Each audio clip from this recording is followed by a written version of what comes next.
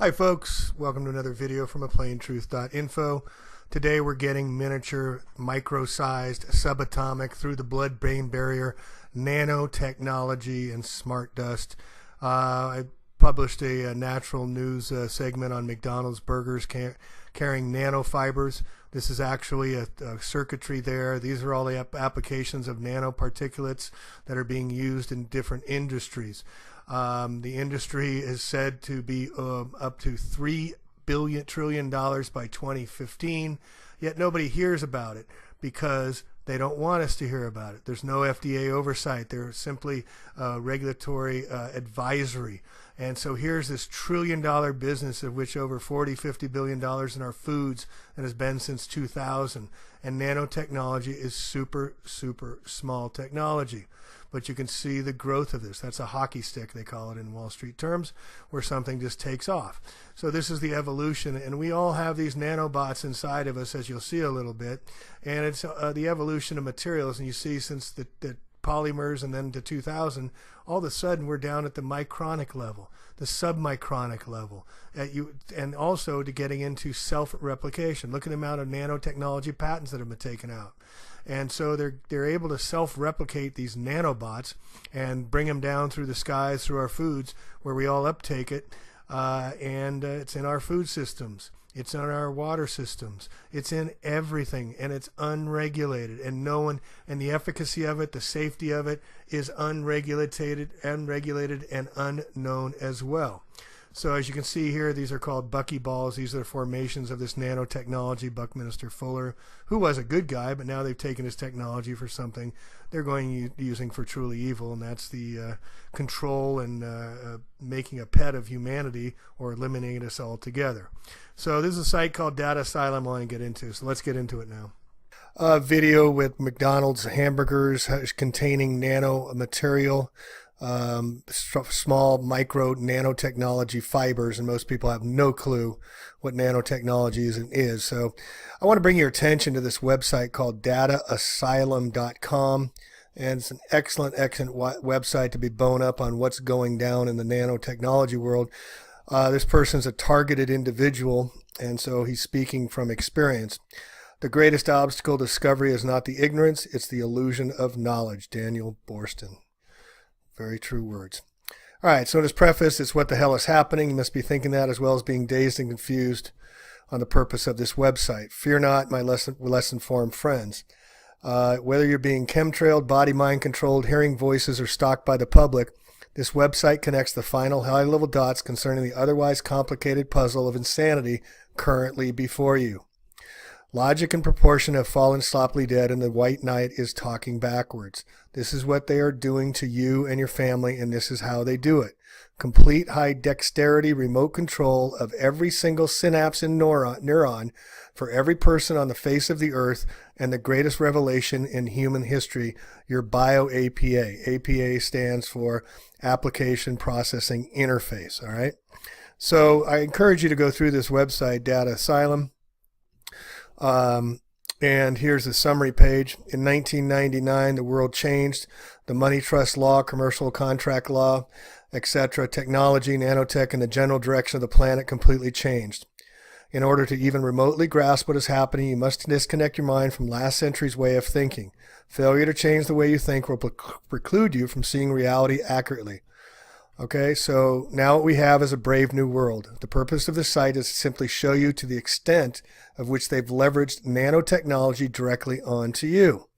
Let's just get it right into it. Forget everything you know. Here it is, the epitome of reality. The video is the best example. Let's get it going here and you can watch. The video is the best example that summarizes what's happening or is happening in your body already. It's in your bodies, folks. We all have these. This is the most prevalent secret in the whole world because it's been forced onto everyone unknowingly. And you can watch this nanotechnology, artificial synthetic biology, they're calling it. What you see here is a nanobot encapsulating a neuron or synapse. This is between your brains, the synapse between your left and right brain, or other nerve-ending bridges. It's only a simulation, but actually summarizes everything that's happened in the past decade. I believe he came out with this website in 2010. This allows complete control of the host, your body, remotely, as demonstrated repeatedly in movies. A more sophisticated set of nanobots would and very well has subsequently allowed for a complete and full bio API to be installed without the host you even knowing it. The basic idea consists of a set of nanowires tethered to electronics in the main catheter, such as they will spread out into a bouquet arrangement into a particular portion of the brain's vascular system. Such arrangement could support a very large number of probes, in the millions. Each nanowire would be used to record very securely electrical activity of a single or small group of neurons without invading the brain's parenchyma. So the purpose of chemtrails, well, there's many purposes, including mind control and other things, but here he says the purpose of chemtrails is larger than the chemtrails are a huge logistical operation. Now he says into blocking the sun, solar radiation management, but that's not what it's about. Superheating the atmosphere and to create earthquakes, well, that's the HARP stuff. Health erosion, definitely. Climate modification to hurt crops, that's definitely, but here, nanofiber propagation. To universally install a bioapplication processing interface in everyone, they would need to spray nanofibers. That was in the McDonald's burger in the other video doc. I'll put in the show notes. These fibers cannot be put into the food supply or given in some other way. The uptake across the population would take forever and not propagate very effectively. It's much easier just to spray everyone like an insect, and because it's happening to everyone, the universal herd mentality of the unwashed masses then justifies it. Nanofibers specifically are a transport mechanism, nothing more. They hold a payload for delivery, a payload that otherwise would be compromised by the sun or atmosphere and not make its destination into your body. Such a viral RNA code, metals such as aluminum, nanocomponents, etc. These fibers, surprisingly, are quite harmless as everyone has them. Examples of these fibers can be found all over the internet or in the physical examples section of this site. So the why we'll leave alone, but the biophases here. There are essentially two phases involved in the installation of BioAP. He categorizes 1 and 2. I want to show you this flowchart summary. It's easier to put the whole operation into a flowchart for a quick overview. Below shows the core purposes of chemtrails. And so you see a targeted individual is someone who being wirelessly attacked from computers and these machines. And there's a lot of Google targeted individual if you want to get into it or watch my 3-hour video on it. Chemtrails, nanofibers, and then the BioAP that goes into our bodies. And we have phase 2, phase X. And these are all monitored. This is why the supercomputers in Salt Lake City and others collecting mass amounts of data at us. The program, more information, and then the judgment. Do we want them to live, die, get sick, whatever? All right. And so what is the summary is the biophases. And these biophases could be triggered. Let me get into this other part. And I encourage you to go through this whole website because it's just excellent. And you'll be amazed how much you didn't know about everything. See, nanocells are real small. 1,000 times smaller than these dust particulates. You inhale it, they go to work, replicating, spreading like a virus, multiplying in exponentials. 6 months' time, I could have 100 million people converted, ditch diggers, porn stars, and presidents. Not one would be the wiser. 100 million people who buy what I want them to buy and do pretty much damn well anything I figure they ought to do. The BioAP is extremely powerful and provides complete control of every man, woman, and child on the planet. I understand it's difficult to accept. I'm simply telling you the way it is. And here you can see the communication between the different synapses in this model here. The following table attempts to outline what is possible with BioAP depending on what phase you have. The primary difference between phase 1 and phase 2 is phase 1 targets your mind, hearing, and basic sight only, where phase 2 encompasses your entire body. Both phases also provide the ability to have your memory suspended or manipulated, allowing for very interesting events to occur. Can you say zombie? So I won't get into it here. I'll leave it in the notes here. You can look through the different processes, direct speech. They can get into your consciousness. They can get into your dreams. They can overlap pain. They can create nightmares that you'll never get out of. They can have people talking in your heads. They can take over your voice. And even they have cameras that go into your eyes, folks. That's biophase 2. It's all detailed in here. And then the other part I want to get into, Here this person does at dataasylum.com some excellent research. You know, we all know about predictive programming, how they love to put it in the movies. 9/11 was predicted in the movies, many movies way before in comic strips and whatnot. But here he locates the movies and you can see for yourself. And there's some great info in here about all the different movies that have targeted individuals that have nanotechnology, all predictive programming type of things. And then if you go over to this site here, or this link, this next link, the gang stalking myth. Here's some nanotechnology and create the bio API. Here's an interesting one. Once someone receives a phase 2 bio implant is installed, phase 2 is triggered by something a person did, such as eating cheap red meat, using specific drugs, kissing someone, or using specific corporate prostitutes, that kind of thing. Seems like they have a morality into that.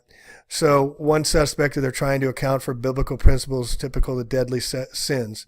This is why some people are targeted and not others. During the installation of phase 2, there are temporary side effects. You can see at the bottom here. But this is targeted individuals, gang stalking, and you can look at it here. And then the other piece here is to physically see for yourself. So you can do the wine test, which you're going to show here in the bottom. But again, to summarize, they spray the entire planet with nanofibers that you breathe.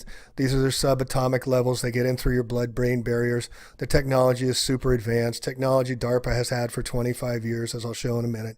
So here's the bio-AP inside an eye, and you can open this up. All right, let's open it up and take a look. And you can see for yourself, literally see for yourself, there's the implant. Do all of us have it by now? No one knows. Like I said, this was a while ago. So no one knows if this is still inside of us or not. So, and then you can go down here and see that he's taken some pictures of showing the fibers inside, and these are the payloads that are inside. And these are inside us all. You can do the wine test. I'll put it in here. Basically, you take some grape juice or some wine, you gargle it in your mouth, spit it out into a white bowl, and then add some alcohol and watch the stuff dance, and you can see the fibers. They're all in us, folks. It's not what you look at that matters. It's what you see. Henry David Thoreau. And here's an example of the wine test. I've done this myself. I've done this with friends. We all have it in us, and here's what comes out of you. Yes, and you can say it's gross, but that doesn't mean it's not there. Now, these nanoparticulate matters are all inside of us. We also have the aluminum inside us, and they're used for control and for mass planetary control, and this is what they're getting into. So let's take a look at the nanotechnology business itself. It's $1 trillion industry, over $40 billion in food alone. And Kraft Foods has been putting nanotechnology in foods and packaging since 2000. There's no requirement by any regulatory agencies, and the FDA has taken only an advisory role. So this is from the New Atlantis Journal of Technology and Society from summer 2003. I don't think he did. He said they spent half a year and $10 billion to optimize the cluster topology. You need to think about cluster topologies. If you want to have these RNA or DNA clusters carry intelligence, carry soul, carry an artificial life form, then it makes sense. And if you picture this, we are infected with this RNA, and the RNA is forming a cluster of 1 millimeter distances around us, and a cluster like this is able to carry a computer program or an artificial, non-physical structure or being. This structure can hoover through the field, but it also can hoover into us. And this structure knows how to access the light production, and it knows how to access the production of poisons. And it also carries intelligence in itself and has the ability to make decisions. This is something that is just implied by the fact that he said we needed to optimize cluster topology. It's a little bit far out, it's a little bit speculation within this, but it gives me a kind of triggering moment when I listen to the word smart dust. Yeah? I get the feeling that this somehow is related to this capability of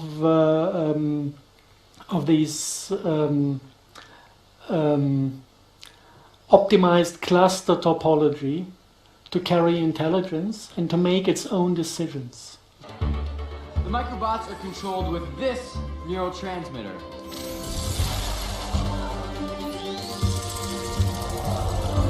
I think what I want them to do, they do it. The applications for this tech are limitless. Construction. What used to take teams of people working by hand for months or years can now be accomplished by one person. And that's just the beginning. Different fibers, assembling, disassembling your cells. What is this is a molecular machine that walks around in your cells right now. It's called a kinesin and transports things. So, for example, when things want to move around your cells, they don't just float around randomly. They actually I like actively that. moved around with little machines, little robots, nanobots that power your cells. What you see here is actually an amazing machine coming out of these little pores, which actually assembles other machines. This is like the factory floor of your cells. It's called a ribosome. It reads your RNA. The English chemist John Dalton first proposed the theory of atom 200 years ago. Mainstream nanotechnology, 1871. There's that year that the Washington, D.C. was created, folks, February 23rd. The Organic Act created the USA Corporation. 1871 was a big year. And a nanometer is 1/1,000,000th of a meter. The prefix nano comes from the Greek word nanos, meaning dwarf. Scientists originally used the prefix just to indicate very small or nanoplankton, but it means 1/1,000,000th. If a nanometer were somehow magnified to appear as long as the nose on your face, then a red blood cell would appear the size of the Empire State Building. A human hair would be about 2 or 3 miles wide, and one of your fingers would span the continental United States, and a normal person would be about as tall as a 6 or 7 planet Earths piled on top of one another. That's how small a nanometer is. So here in mid-1970s, Kim Eric Drexler, specializing in theories of space travel and space colonization, if that existed, he soon realized that the biological machinery already responsible for the full diversity of life on Earth could be adapted to build non-living, synthetic products upon command. Molecule-sized machines originally derived from these found in nature could be used to manufacture just about anything man wished. Anything. So again, I believe this article is 2003, and this is how they mislead us all by saying, oh, it's going to be coming. No, it's here. It's been here for a long time. Estimates on how long we have to wait for major breakthroughs. One interviewer, it could be at least 10 to 20 years and maybe 40 years, says it could be 20 or 30 years away. To arrive on the scene around 2020. No, folks, it's $1 trillion business. It's everywhere and in everything. Again, no regulations. Here, a recent survey showed that 13 of the top 30 Dow components discuss nanotechnology on their websites. It's already here. If anything, it's likely to it now appears the whole thing was a scam to get money from the attendees. Not true. If anything, it dampened the nanotech boom. The past year, mainstream nanotech has suddenly come under scrutiny from researchers and activists worried that nanoparticles could endanger public health or harm them. There has been very little precautionary research on the safety of nanoparticulates.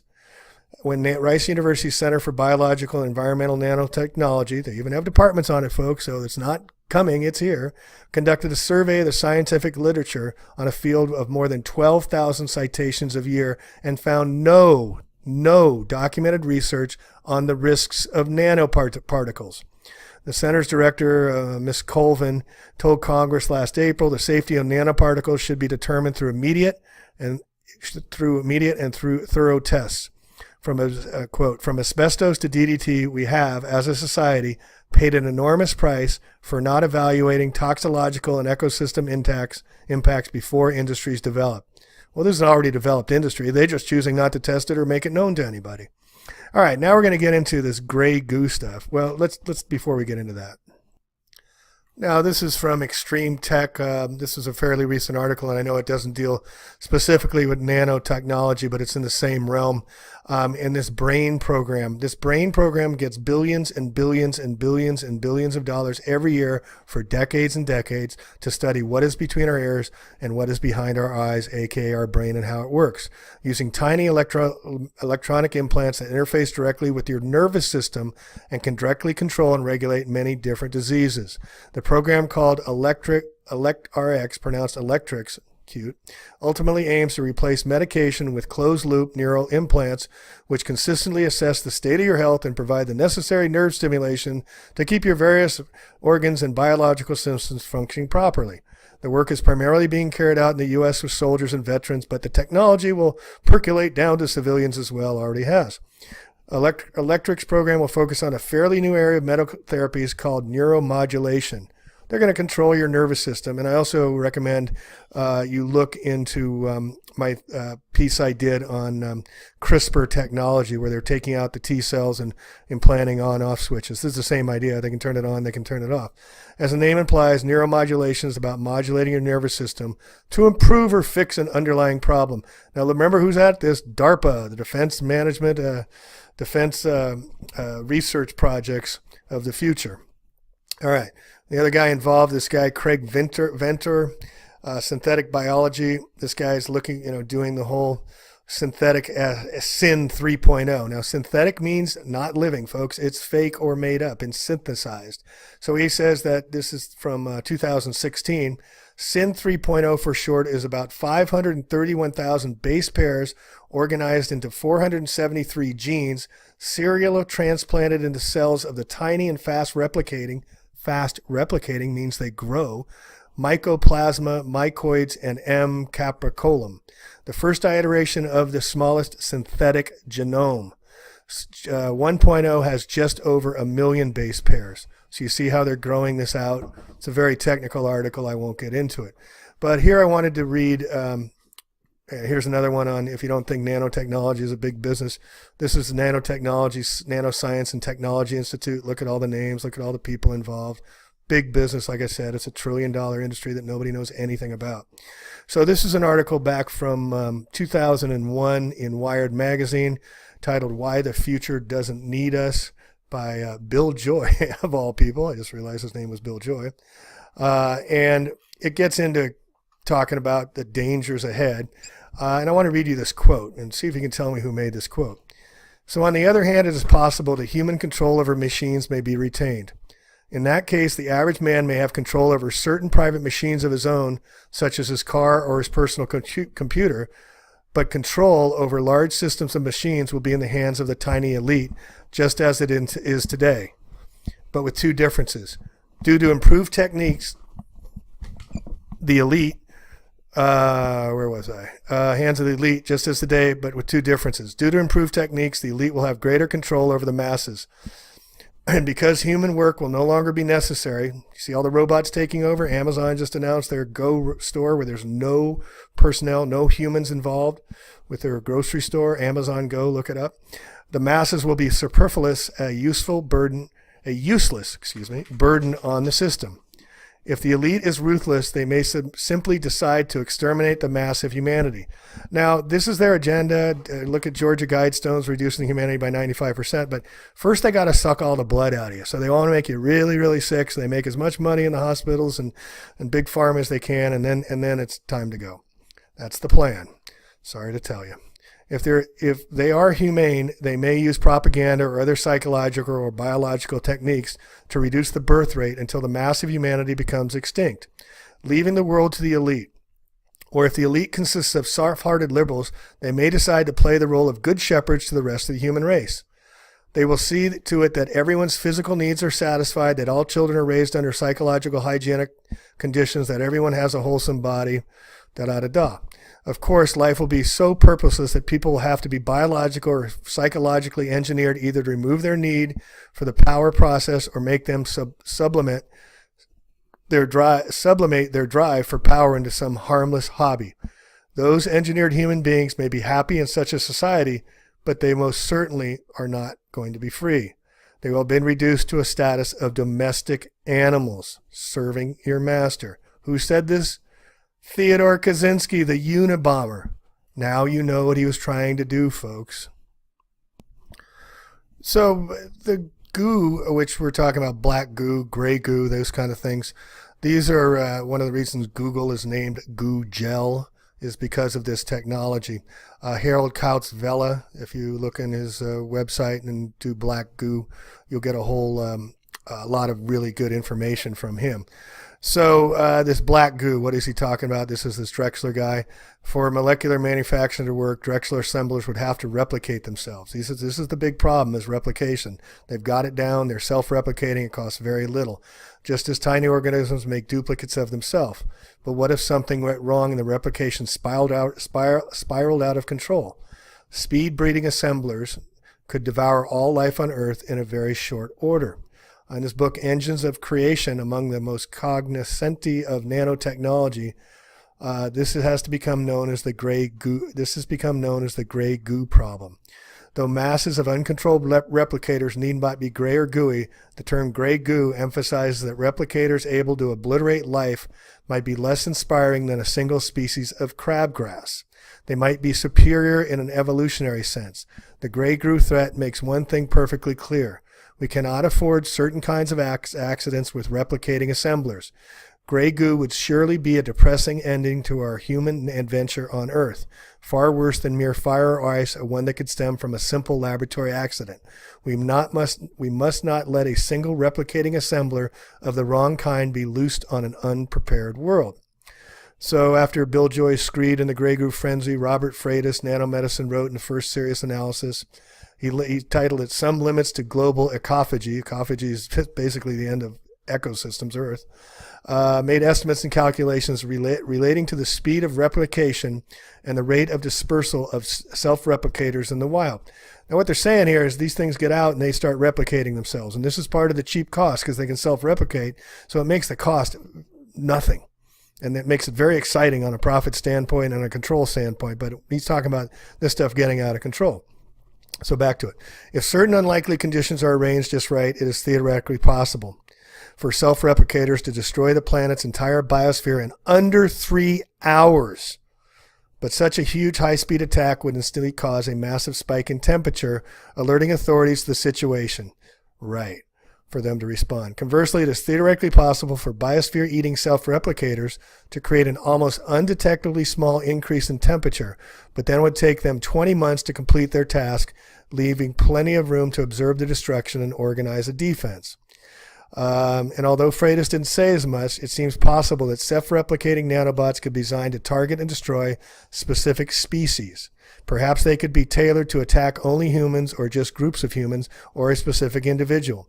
Nanoweapons could be smarter than conventional biological weapons with a more precise lethality and a potential to cause disease unlike any seen before. Aside from nanotech's potential as a weapon of mass destruction, it could also make possible total novel forms of violence and oppression. It can be used to make mind control systems. It is used in mind control, as we showed in this data asylum. Invisible and mobile eavesdropping devices, and unimaginably horrific tools of torture. Yes, it's true that defense applications of nanotechnology would develop alongside offensive ones, but it hardly mitigates the potential for enormities and catastrophes. To save the world. It's not the world in trouble, folks, it's us. Joy that says we must relinquish our pursuit of nanotechnology. That's not happening. Drexler in 1986 co-founded the Foresight Institute to help form and prepare society for anticipated advanced technologies. I guess it didn't work because nobody knows about it. So far, no nanotech businesses have adapted the Foresight guidelines. Why would they? And then this gets into, in 2000, Clinton administration spoke at his State of the Union address about materials 10 times stronger than steel at a fraction of the weight. Molecular computers the size of a teardrop with the power of today's fastest supercomputers. Check out D-Wave computers, folks. The National Nanotech Institute was approved with an initial budget of almost $500 million. President Bush in the first year asked for another $100 million for nanotech. And for 2003, despite the flagging economy and the war on terrorism, nanotechnology had to be funded. The National Science Foundation recently started a program to teach high school and elementary school students about nanotechnology. It's all good for you, folks.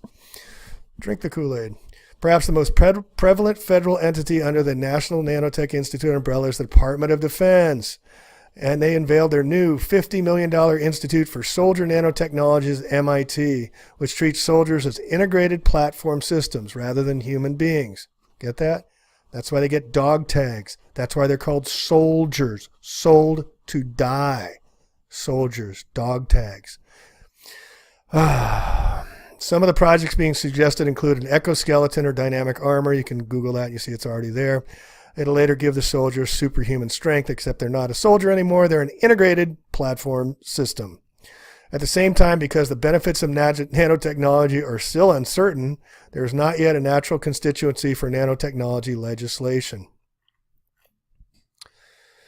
All right, challenge ahead, and then we'll end it here. One congressman speaking on the House floor on May 7th of this year, I think this was back in 2003, said that the nanotechnology may create high levels of intelligence that may be our protector, may be our competitor, or may simply regard us as pets. This is a congressman saying this on the floor of the Senate. Or it may change our definition of what it is to be human being. Yeah, can you say transhumanism? All right, so in wrapping this up, please visit this website, Data Asylum, and get knowledgeable about nanotechnology and its headquarters of nanotechnology capital, like the creation of supposedly nuclear radiation out of Livermore Labs is based in Berkeley, is the hub of nanotechnology. But again, it's $1 trillion business, over $40 billion in food industry alone. We're uptaking this stuff every single day. And I highly encourage you to go to Data Asylum's website. It's a very excellent site here with all the different, and he does have a thing on the cure that you can garnish and glean from here. All right, so that's a plain truth out. Sorry for all the darkness, but we need to bring this stuff to light. Once we bring things to light, it no longer is in the dark. So people, flick your Bics, flick them large, and get into the dark corners so they cannot hide this stuff anymore from us, all right? So tying chemtrails, nanotechnology, control of human population, Georgia Guidestones, it's all in here, folks. Anyway, plain truth out. Love one another. Thanks. While people wait for redemption to be delivered to them via an outside source, the destructive machine of modern civilization continues to grind slowly forward towards its inevitable conclusion. Obviously, it is extremely important for mankind to truly grasp the depths of the problems we are facing and to the peril that our collective failure to deal with things has placed us in. And this peril includes not only the human race, but the entire Earth and all life upon it. So what you're telling me, every one of us should be in fear of this because every one of us at some point will be targeted? The technology's advanced that far. That's part of the whole world domination strategy. Control the population from subconsciously to consciously. You're not still working for them? No. You're unequivocally looking me right in the eye right now, and you're telling me you have no more to do with this and that you're out to expose it? That's correct, sir. With your background and what you know, can you give us a hint on what we ought to do? No. No. Is it too late? I actually believe it's too late. Who are the controllers? I mean, is that our president? The Federal Reserve? No. So these are people within our government at a certain level making these decisions, and they're not necessarily our president or our elected officials. That's exactly right. And now we've got a motive. Controlling dissenters, controlling the world, controlling you and me. Sleep. Sleep. Sleep. Sleep. Elites, those who can afford to carry out practices such as chemtrails, generally don't eat processed or genetically altered food, and it is extremely unlikely that they are subject to the same rigorous vaccination regime as the general public. If mankind is indeed ingesting nanoparticulates without their general knowledge, then how might such machines be controlled or switched on? In answer to this question, one only needs to realize that it is now a long-established fact that when anything occurs within the human experience, ultimately the information travels around the body electromagnetically. All our five senses, along with any emotional information, is all interpreted by the brain via these electromagnetic signals. Therefore, it is also an established fact that man can be influenced and even controlled via electromagnetism. Metallic salts have made our air conductive. This means that we and everything around us can transmit and propagate energy. The air is no longer neutral. I've survived where something just takes off. So this is the evolution, and we all have these nanobots inside of us, as you'll see a little bit, and it's the evolution of materials. And you see, since the polymers and then to 2000, all of a sudden we're down at the micronic level, the submicronic level, and also to getting into self-replication. Look at the amount of nanotechnology patents that have been taken out. And so they're able to self-replicate these nanobots and bring them down through the skies, through our foods, where we all uptake it, and it's in our food systems. It's in our water systems. It's in everything, and it's unregulated. And the efficacy of it, the safety of it, is unregulated, and unknown as well. So as you can see here, these are called buckyballs. These are the formations of this nanotechnology. Buckminster Fuller, who was a good guy, but now they've taken his technology for something they're using for truly evil, and that's the control. And this website connects the final high-level dots concerning the otherwise complicated puzzle of insanity currently before you. Logic and proportion have fallen sloppily dead, and the white knight is talking backwards. This is what they are doing to you and your family, and this is how they do it. Complete high dexterity remote control of every single synapse and neuron for every person on the face of the earth, and the greatest revelation in human history, your bio-APA. APA stands for Application Processing Interface, all right? So I encourage you to go through this website, Data Asylum. And here's the summary page. In 1999, the world changed. The money trust law, commercial contract law, etc., technology, nanotech, and the general direction of the planet completely changed. In order to even remotely grasp what is happening, you must disconnect your mind from last century's way of thinking. Failure to change the way you think will preclude you from seeing reality accurately. Okay, so now what we have is a brave new world. The purpose of this site is to simply show you to the extent of which they've leveraged nanotechnology directly onto you. Let's just get it right into it. Forget everything you know. Here it is, the epitome of reality. The video is the best example. Let's get it going here and you can watch. The video is the best example that summarizes what's happening or is happening in your body already. It's in your bodies, folks. We all have these. This is the most prevalent secret in the whole world because it's been forced onto everyone unknowingly. And you can watch this nanotechnology, artificial synthetic biology, they're calling it. What you see here is a nanobot encapsulating a neuron or synapse. This is between your brains, the synapse between your left and right brain, or other nerve-ending bridges. It's only a simulation, but actually summarizes everything that's happened in the past decade. I believe he came out with this DV. Hi, folks. Welcome to another video from plaintruth.info. Today we're getting miniature, micro-sized, subatomic, through the blood-brain barrier, nanotechnology, and smart dust. I published a natural news segment on McDonald's burgers carrying nanofibers. This is actually a circuitry there. These are all the applications of nanoparticulates that are being used in different industries. The industry is said to be up to $3 trillion by 2015, yet nobody hears about it because they don't want us to hear about it. There's no FDA oversight. They're simply regulatory advisory. And so here's this $1 trillion business, of which over $40–50 billion in our foods, and has been since 2000. And nanotechnology is super, super small technology.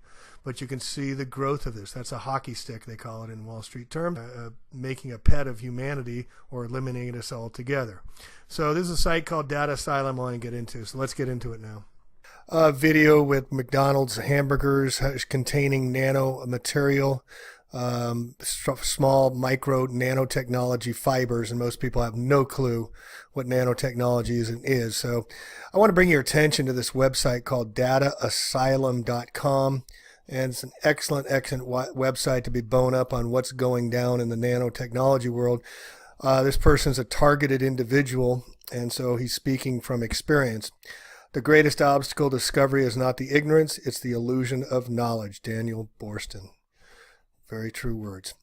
All right, so in his preface, it's what the hell is happening. You must be thinking that, as well as being dazed and confused on the purpose of this website. Fear not, my less informed friends. Whether you're being chemtrailed, body mind controlled, hearing voices, or stalked by the public,